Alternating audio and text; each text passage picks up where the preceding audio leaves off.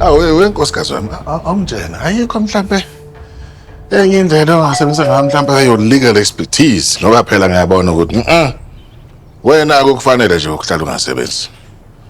Akutshela ngoba phela sonke sizosetshenziswa so kuyoklina ama-ceiling, uklina i-roof. Hayi ngiyaba le ndaba.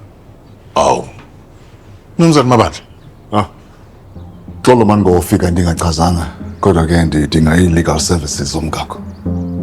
Mr. Mabandla, njengoba wazi ukuthi ngimisiwe ukupractice njengommeli.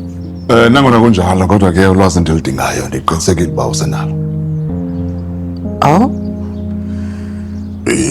Mhlambe khona nikuhlanganisayo nina babili. Yazi xolo manje ngaske ndiyithethe no-advocate loo nto leyo ngoba iyi-sensitive kakhulu.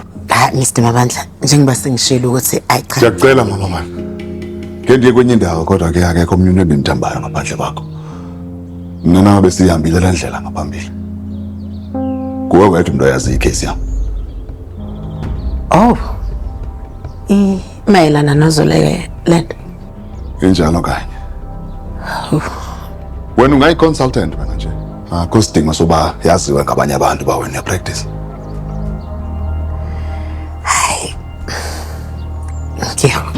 Nkosikazi, siza nayo insizwa la.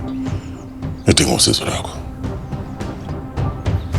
Kungani ungayositholela ilunch ePalette? Palette. Ngidinga ukukhuluma noMr. Mabandla. Okay. Palette?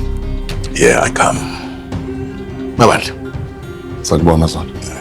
Mr. Mabandla, ngino 5 minutes. Hayi 5 minutes yiyo eqha ndiyidingayo.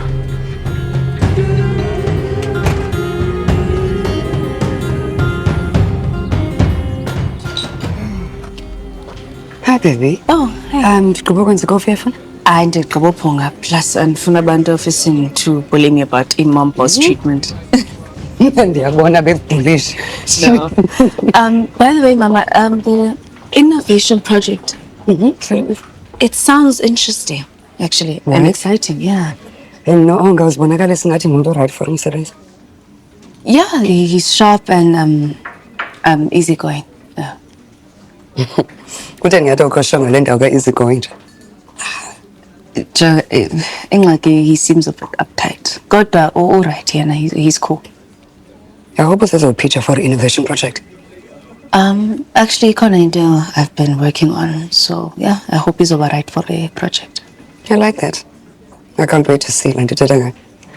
Ngizakuthumela i-first draft just ubone ba kwenzeka ntoni. Okay. Yeah. I can't wait. Usebenzile, andiphindele emsebenzini. All right. Bengekabhulisha. Oh. Okay, good. Thank you.